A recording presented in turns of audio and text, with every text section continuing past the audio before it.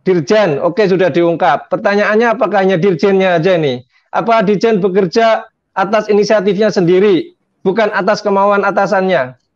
Apakah atasannya juga tidak tahu gitu? Atasannya tahu, apakah juga nggak atasannya lagi? Makanya saya berkali-kali menyatakan Presiden Jokowi harus terjun.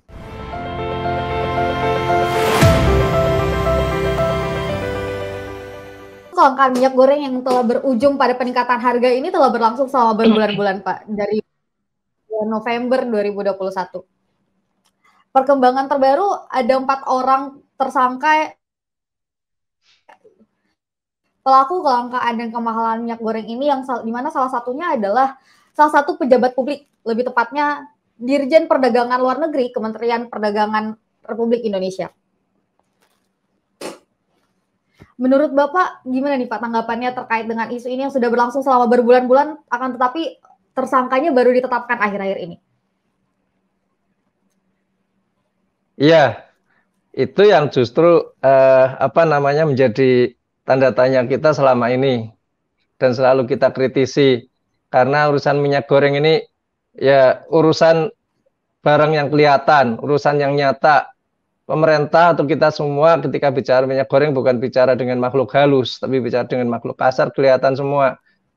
Sejak pemberian izin, ya pengusaha itu penerbitan HGU di mana tempatnya, kemudian penjualan izin untuk pabriknya di mana, prosesnya bagaimana, distribusinya bagaimana, siapa distributornya, semuanya itu barang kelihatan dan itu sudah berlangsung bertahun-tahun. Yang mestinya pemerintah tuh tahu semuanya gitu loh.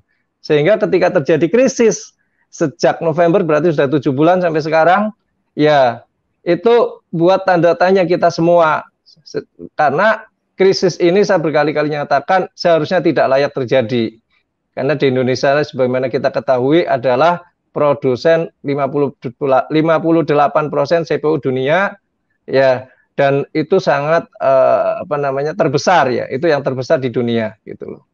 Jadi ini memang sesuatu yang memang untuk penangkapan terakhir ini kita apresiasi gitu. Ya, walaupun tentu kita tidak puas dan mendorong pemerintah jangan sampai berhenti sampai di sini saja.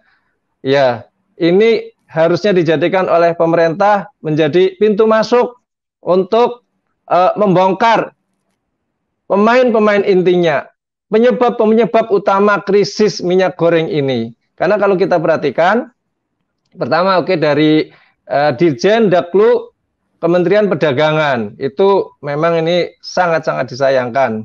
Memang dugaan kita juga nggak meleset bahwa krisis ini terjadi karena adanya kolusi, ya, antara pejabat publik, ya, yang seharusnya menjalankan konstitusi, aturan dengan sebaik-baiknya, mereka berkolusi dengan para pelaku usaha, ya, membuat kecurangan-kecurangan, ya, berperilaku yang tidak sesuai dengan aturan-aturan yang sudah dibuat, yang akibat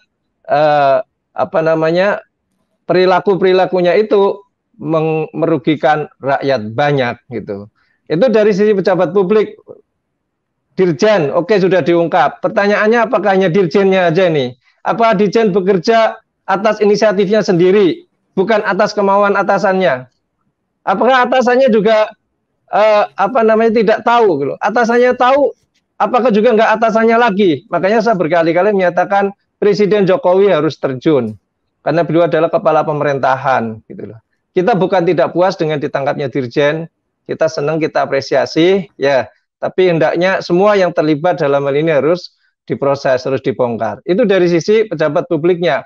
Kemudian dari sisi pelaku usahanya, kalau kita perhatikan yang ditersangkakan ini kan ada satu komisaris, yang kedua ada masih karyawan, ya, general manager begitu.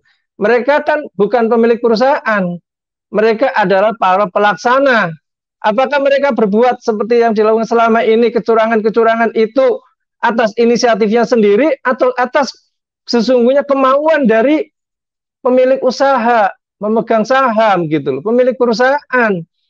Ya, tadi kemarin malam saya sampaikan di salah satu stasiun TV, ya, kalau mereka menjadi tersangka para yang ditangkap itu, ya, general manager dan komisaris itu, dan selama ini mereka adalah melakukan kecurangan, ya berbuat tidak sesuai undang-undang, yang dari kecurangannya itu mereka meraup keuntungan besar dan juga bikin rakyat banyak menderita. Lalu keuntungan-keuntungan akibat kecurangan yang mereka lakukan selama ini itu ya masuk ke kantong mereka sendiri, ya orang-orang yang ditersangkakan, atau masuk ke perusahaan. Kalau itu masuk ke perusahaan, ya berarti kan mereka ini hanya menjadi tumbal, mereka hanya orang suruhan begitu ya. Ya, yang menikmati perusahaan, seharusnya perusahaannya atau pemegang sahamnya itu juga harus dikasih sanksi, bukan hanya mereka. Oleh karena itu, saya sepakat dengan judul PK Legislator kali ini, bongkar habis. Ya, penangkapan yang dilakukan oleh Kejaksaan Agung ini hanyalah pintu awal.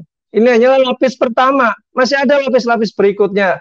Ya, pertanyaannya memang bagaimana pemerintah, apakah dia benar-benar memiliki kemauan yang kuat, political will yang kuat atau tidak.